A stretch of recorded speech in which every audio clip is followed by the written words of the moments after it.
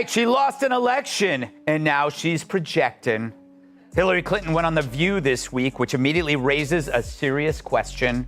What's the weight capacity for that stage?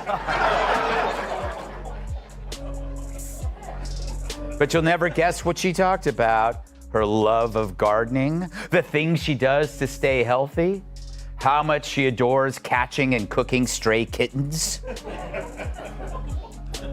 Nah, it was Donald Trump, as expected.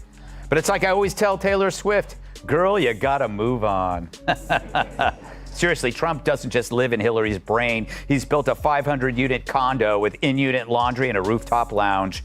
When Greg Gutfeld locks in, even the biggest names crumble, and Hillary Clinton is no exception. With cutting humor and blunt truth, he rips away the polished stage act to reveal the real Hillary behind the rehearsed smiles and practiced lines. From email fiascos to international missteps, nothing escapes as he tears through her record with sarcasm and precision. This isn't casual critique, it's a full-blown comedic takedown. Half of registered voters said any Republican would be better than President Biden, prompting one woman to legally change her name to N.E. Republican.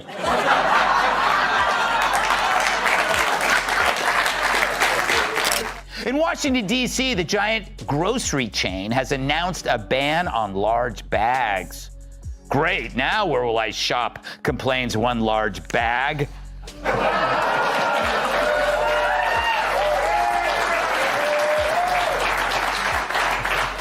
Picture this, you roll out of bed, stretch, grab your overpriced Starbucks latte, and suddenly think, what the world really needs is more life lessons from Hillary Clinton. Because nothing says unity like a politician who spent more time dodging scandals than a raccoon sprinting through a garbage-strewn alley. Hillary Clinton argues Joe should be, quote, direct and forceful, end quote, against Trump in the CNN debate. Yeah, direct and forceful, just like the noose I put around Epstein's neck. If I did it.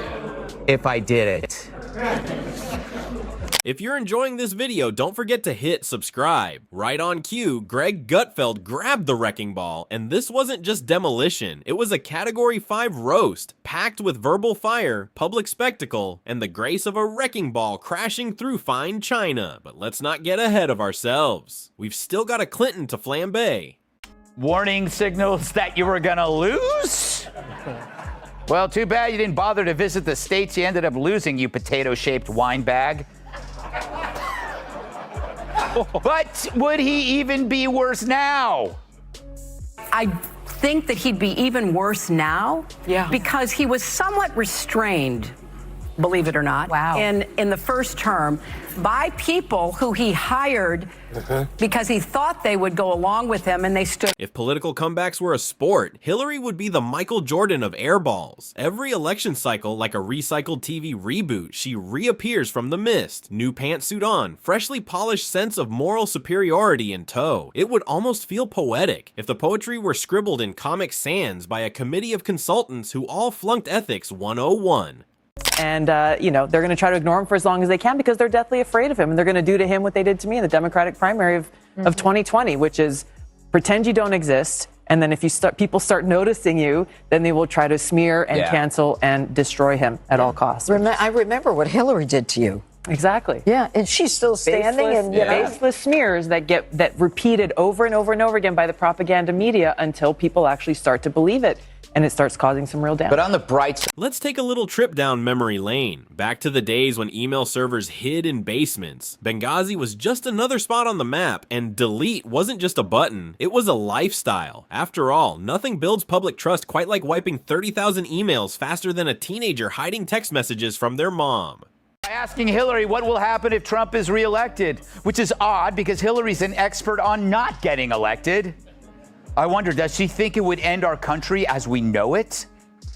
I think it would be the end of our country as we know it. And I don't say that lightly. You know, I hated losing, and I especially hated losing to him because I had seen so many warning signals during the campaign. Greg didn't hold back. His eyes lit up with mischief, like tossing Mentos into a Diet Coke. Only this time, the Diet Coke was Hillary's legacy, and the Mentos were truth bombs coated in sarcasm. He didn't even blink. With ease, he shredded decades of polished Clinton PR like ripping open a bag of chips. Flavor, sour cream, with a side of electoral delusion. This is why lefties always get all the commencement addresses, and they love to spout their opinions on award shows because they know there's no journalist there that will ask them a question. And the reason why, and he's the perfect example, none of their opinions are actually real. They are all assigned. Let's rewind to 2016, the plot twist that ruined brunch plans across America. Hillary was destined to win. That was the script. Hollywood, the media, even the ghost of FDR had their congratulatory tweets ready, but the voters, in a flash of unpredictability, replied, yeah, no. And how did Hillary handle it? With grace? Not exactly. She spent the next 5 years writing books, hitting the speaking circuit, and pointing fingers at everyone from Macedonian meme makers to James Comey. One day it was sexism, the next it was Russia, then misogynistic Wi-Fi routers, gluten intolerance, and maybe even gravity itself. It was less concession speech, more political remix of It Wasn't Me, except instead of Shaggy, it was a rotating cast of scapegoats. Meanwhile, Gutfeld wasn't pulling punches. He tore in like a kid at Chuck E. Cheese with unlimited tokens. Every failed talking point, every recycled excuse, every lukewarm hot take from Hillary's post-election tour got roasted, dissected, and tossed onto the compost heap of bad politics. Because nothing says diplomatic success, quite like turning a nation into a Mad Max sequel. It's been in the Democratic Party's pocket since Hillary stopped having sex. That's like decades. Yeah. Losing the union endorsement is like P. Diddy running out of baby oil. There's a whole lot of friction ahead. When Teamsters polled their members about the Dems' new candidate, Cackle's McKnee pads. And then there's the Clinton Foundation, that shining monument to, what exactly? Charity, transparency, or just a family business dressed up in nonprofit branding, running with the efficiency of a DMV engulfed in flames. Millions poured in, yet the world stayed suspiciously the same. Coincidence? Doubtful. Greg called it out with the joy of a kid tearing open a present labeled hypocrisy. He reminded everyone that Hillary's Wall Street speeches weren't soaring leadership moments. They were six-figure bedtime stories for billionaires. Less bold stateswoman, more customer service rep reading from a diamond-studded teleprompter, and the audacity, perfectly polished. Greg stripped away the carefully crafted narrative layer by layer, revealing an onion of ambition, ego, and ironic detachment. And yes, there were tears, but only from the crowd doubled over in laughter. The alleged creator of the plan was Julianne Smith, a Clinton policy advisor that the unclassified Durham report refers to as Foreign Policy Advisor 1. And this woman, look how happy she is. She's like, I got away with everything. I nailed it. And then Obama made me the liaison to NATO. I mean, not Obama, Biden. Like I continue to get employed by these people because all I do is sit around and do the illicit bidding of my Democrat power boss. And then came Hillary's sudden rebrand as a truth teller. Quite the comedy, considering this is the same person who once claimed to be dead broke while owning more property than a monopoly board. Her bond with truth, about as natural as a vegan at a BBQ, awkward, tense, and riddled with contradictions. Yet somehow, she still positions herself as a beacon of moral clarity. That's like volunteering as the designated driver at a demolition derby. Sounds noble, but you're still in the wrong place. Greg's roast cut with surgical precision. It was clinical, relentless, like watching a History Channel special with punchlines. He reminded us Hillary has starred in more scandals than most soap operas, only with worse acting. Every relatable moment she pushes feels manufactured, stamped with approval from a focus group, and tested on lab rats for authenticity. Drinking beer at a dive bar? Staged. Riding the subway? Staged. Breathing oxygen? Pending confirmation.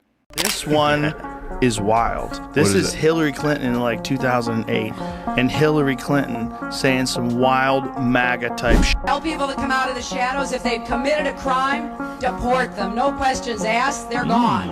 If they... She's a Republican. If they've been working and are law-abiding, we should say, here are the conditions for you staying. You have to pay a stiff fine because you came here illegally.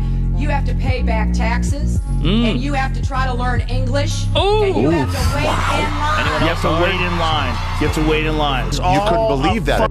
illusion. And then came the kicker, the pièce de resistance of Gutfeld's roast. He lobbed a rhetorical Molotov cocktail, mocking Hillary's uncanny talent for sinking anything she endorses. Back a candidate, they lose. Push a policy, it collapses. It's as if the gods of irony put her on retainer. If Hillary endorsed gravity, we'd all be floating by noon. Meanwhile, the Clinton playbook hasn't changed. Deny, deflect, and above all, never ever take responsibility. It's like watching a magician whose only trick is making emails. Accountability and credibility disappear. Is it unfair to blame her for everything? Maybe. Is it entertaining? Absolutely. Because seeing a politician who's been around since dial-up still try to sell herself as the fresh face of change is like watching a VHS tape go to war with TikTok. And don't forget the media chorus cheering her on like a hyper-caffeinated pep squad. Her words, exactly what she meant. The problem, they just never land. Hillary Clinton, of course, is the original election denier. I'm sure you voted for her in 2016. Well, she's not an election denier. She absolutely was the OG election denier. She, first of all, she came out before the sun had risen to concede the election to Trump. And then spent the next 4 years saying he was illegitimate. He was Greg didn't even break a sweat. He laid out the facts with sarcasm sharp enough to cut deeper than a tax audit. And the best part, Hillary wasn't even there to clap back. She didn't need to be. The roast was cooked to perfection. Even Gordon Ramsay would have signed off. But like every recurring villain in a political sitcom, she'll be back. Probably just in time to drop another memoir titled You Thought I Was Done. Spoiler, she wasn't. The saga drags on because as long as Hillary keeps lurching back into the spotlight with the elegance of a malfunctioning Roomba, there will always be someone like Gutfeld ready to hand her the mic and then set the stage ablaze. And we'll be here, popcorn in hand, watching the slow motion train wreck of ambition colliding with zero self-awareness. Because nothing screams I'm finished with politics like popping up in every news cycle, haunting the media like a political Furby. Then come the endless interviews where her insights land like a Monday morning quarterback with a grudge and an overstuffed thesaurus.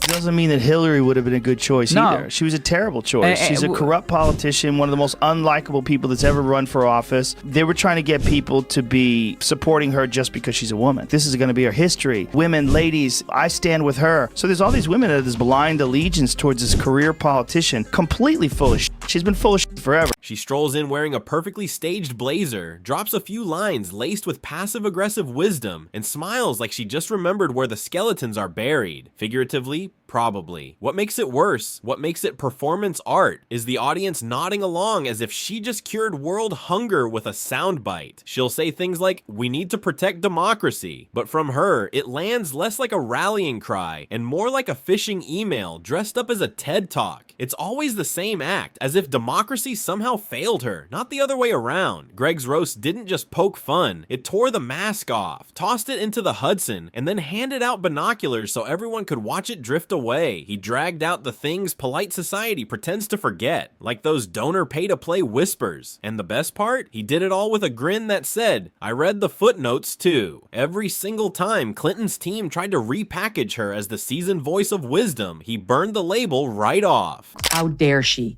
She puts out this tweet, and it's a picture of her, a much younger Hillary, and the caption on the hat reads, but her emails. And she writes in her tweet, bringing this back in light of recent news. Get a limited edition but her emails hat and support Onward Together groups working to strengthen our democracy. The nerve of this woman to have committed federal crimes and to have gotten off because James Comey didn't have the spine to bring it. Greg reminded America that Hillary's less Jedi Master and more corporate HR manager with a grudge and a Gmail problem, and the audience devoured it. Why? Because finally, someone said aloud what most only mutter at Thanksgiving dinner. Hillary's political career has become one long PowerPoint of contradictions. Champion of women, unless the accusations hit too close to her circle. Defender of truth, unless it's under subpoena. Fighter for the people, sure, as long as those people are vetted donors with fast Wi-Fi. But here's the real irony. After decades of branding, rebranding, spin, and carefully staged silence, she still missed the one thing that might have salvaged her image. Genuine humility. That's why Greg's roast hit so hard. It was savage, yes, but effective because it shoved a mirror in front of her that she spent years dodging. And when the smoke cleared, when the last punchline landed, and the laughter finally died down, only the truth was left. Not the polished, consultant-approved truth, but the raw, unfiltered reality. Maybe Hillary Clinton isn't the misunderstood savior of democracy she imagines herself to be. Maybe she's just the loudest voice in the room, one that can't handle a hit. Because in the theater of politics, Hillary doesn't just spill the tea, she is the tea. Bitter, oversteeped, and impossible to ignore. And trust us, this is only the beginning. She must be working for Trump. Seriously, that is so bad, it could turn Chelsea Clinton into a never Hillary. And sorry, Lena, the gender card has been so played out, it's falling on deaf-pierced ears. Look, if you already hate Hillary, this new stuff isn't going to change a thing. And if you already hate Trump, this isn't going to make you love him. Battle lines are drawn, nothing sticks. But it seems like the truth is now the bull in Hillary's china shop. Remember, Nixon was pretty cocky too, up until he wasn't.